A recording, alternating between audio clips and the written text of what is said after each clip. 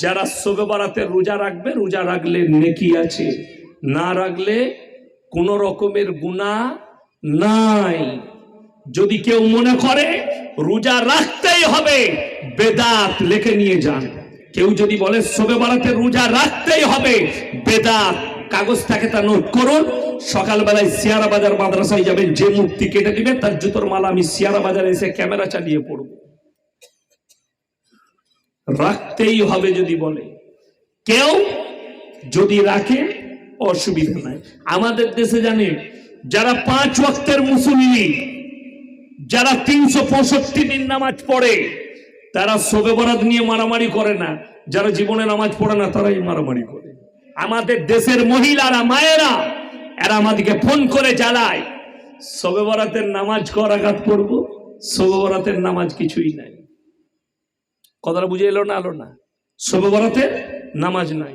কার? একটা উত্তরপ্রদেশের একটা মৌলবীর। আচ্ছা বলুন তো, এখানে আমরা মৌলবীরা এতজন বসে আছি, বড় পীর আব্দুল কাদের জিলানী রহমতুল্লাহ আলাইকে আমরা সম্মান করি না? করি না? সম্মান করি, মারাত্মক। তিনি একজন পৃথিবীর দামি মানুষ, জ্ঞানী গুণী, জবরদস্ত ওলি। কিন্তু শুনেলেন, এই ওলির কিরামত বলতে গিয়ে যেন নবীকে ছোট করা না হয়। এই ওলির কিরামত বলতে গিয়ে যেন সাহাবীদেরকে ছোট করা না হয়। শুনেলেন, উত্তরপ্রদেশের একজন বয়ান করছে। কাদের বক্তা? নিজেকে বলছে मैं अहले सुन्नतुल জামাত पे चलने वाला हूं। কি বয়ান করছে শুনেলেন? আমার কাছে রেকর্ডিংটা আছে বয়ানটা। एक ऐसे जमाना था जब बिना उजू के बड़ा पीर अब्दुल कादिर जिलानी के नाम ले लेते तो लोग मर जाते थे। এমন একটা যুগ ছিল, বড় পীর আব্দুল কাদের জিলানী রহমতুল্লাহ আলাইহির নাম নিলে লোক মারা যেত। বলুন নাউজুবিল্লাহ। এর থেকে বড় বড় পীরের উপরে তহমত আর কিছু হতে পারে না। এর থেকে বড় মিথ্যাচার পৃথিবীতে আর কিছু হতে পারে না। ঘটনা শুনেলেন, আবার বলছে শুধু এটা নয়, এখনকার জামানায় বিনা উজুতে যদি কেউ বড় পীরের নাম নেয়, তাহলে তার ঘরে বরকত কমে যায়। নাউজুবিল্লাহ বলে। এর থেকে বড় বেহুরমতি কথা আর কিছু হতে পারে? বিনা উজুতে যদি বড় পীর আব্দুল কাদের জিলানী রহমতুল্লাহ আলাইহির নাম নিলে বাড়িতে বরকত কমে যায়, তাহলে তো আমার রসুলের নাম নিলে ভিখারি হওয়া দরকার ছিল। কথাটা বুঝতে পেরেছেন না পারেননি? রসুল আপ না বড় পীর আপ? কথা বলে না? রসুল সাল্লাল্লাহু আলাইহি সাল্লাম সব থেকে উঁচু। তিনার তো দূরের কথা। শুনেন, বড় পীর আব্দুল কাদের জিলানী রহমতুল্লাহ আলাইহি একা নয়, পৃথিবীর এরকম যতগুলো ওলি আছে, শুধুমাত্র হযরতে আবু বকর সিদ্দিক রাদিয়াল্লাহু তাআলার পায়ের ধুলো যোগ্য হতে পারবে না। ঠিক বললাম না ভুল বললাম? কেন? নবীজি বলেছেন হযরতে আবু বকরের জন্য তুমি হচ্ছে সিদ্দিক। সিদ্দিক মানে হচ্ছে সত্যবাদী। হযরতে ওমরের জন্য নবীজি বলেছেন আমার পরে যদি আল্লাহ নবুয়তের দরজা খুলে রাখতেন তো হযরতে ওমরকে নবুয়ত দান করতেন। জোরে বলুন সুবহানাল্লাহ।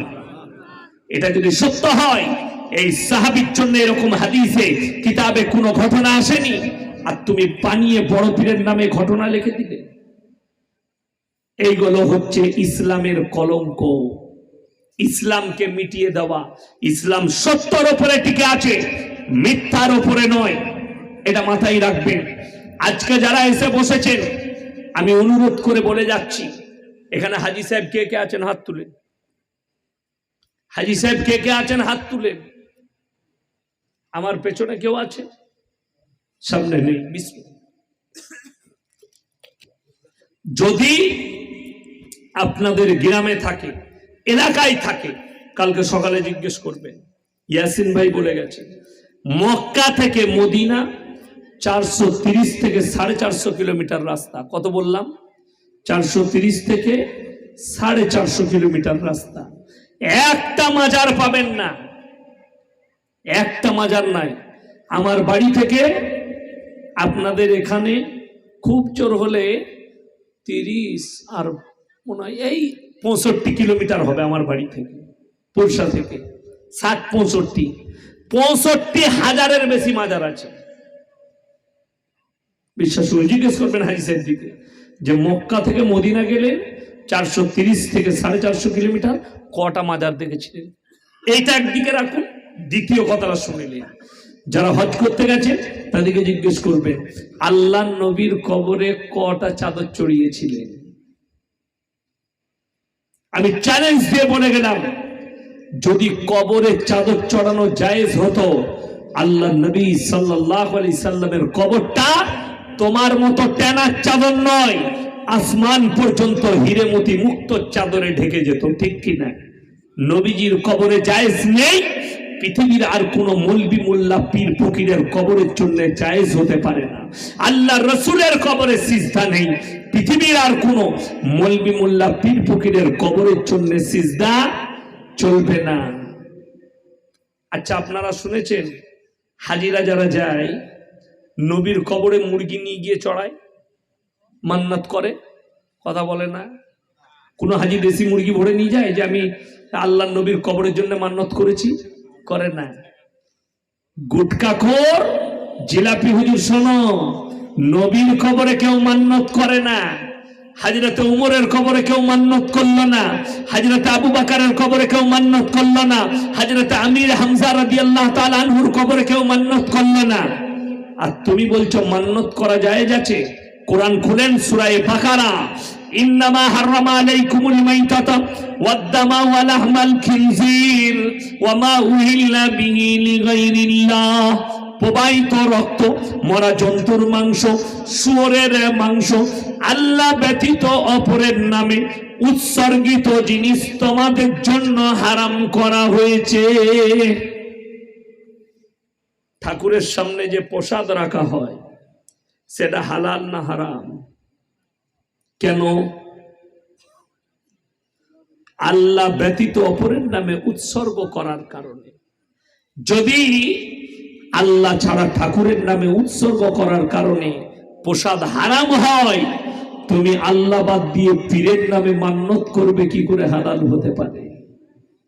1000 বার বিসমিল্লাহ পড়ে জবাই করলেও সেই প্রাণীটার হালাল হবে না, যেহেতু আল্লাহ ব্যতীত অপরের নামে উৎসর্গ করা হয়েছে। দ্বিতীয় নম্বর শুনে নেন, পরের আয়াতটা বুঝতে পেরে যাবে। এই মাজারের কবরের সামনে, মাজারের সামনে, গাছতলায়, ঠাকুরের সামনে এই মালগুলোকে আল্লাহ কতটা ঘৃণিত করেছে। ফামানি তুররা গায়রা বাগিন ওয়ালা আদিন ফালা ইসমা আলাই ইন্নাল্লাহা গফুরুর রহিম।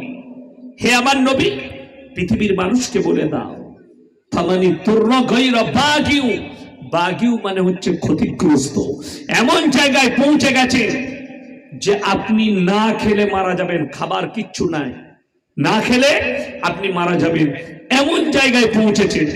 আপনি কি করবেন? আপনার চোখের সামনে মুহাদ্দিসিনরা এর ব্যাখ্যা করেছেন, মুফাসসিরিনরা। দুটো প্লেট আছে, একটা প্লেটে শুয়োরের মাংস, একটা প্লেটে আছে আপনার মাজারের পড়া মুরগির মাংস। বেশিরভাগ মুহাদ্দিসিন বলেছেন শুয়োরের মাংস 2 পিস খেয়ে প্রাণ বাঁচাবে, কিন্তু ওই মাজারের পড়া মুরগিটা খাওয়া যাবে না। কত ডেঞ্জার বুঝলে? কত ডেঞ্জার। হ্যাঁ, আপনি যদি বলেন আমার ছেলে মাধ্যমিকে পাস হলেন, আমি মসজিদে আল্লাহর রাস্তায় একটা গরু কুরবানি করে গোটা গ্রামবাসীকে খানা করে খাওয়াবো, জায়েজ আছে। আমার ছেলে ফার্স্ট হলে আমি সিয়ারা বাজার মাদ্রাসায় 500 টাকা দেবো, জায়েজ আছে। আমার ছেলে যদি ফার্স্ট হয় আমি সিয়ারা বাজার মাদ্রাসায় একটা ছাগল দেবো আল্লাহর রাস্তায়, জায়েজ আছে। কিন্তু পীরের নামে, খাজা বাবার নামে, আপনার দাতা বাবার নামে, মাজারের নামে জায়েজ নাই। যারা আছেন তারা হকিকত জানেন।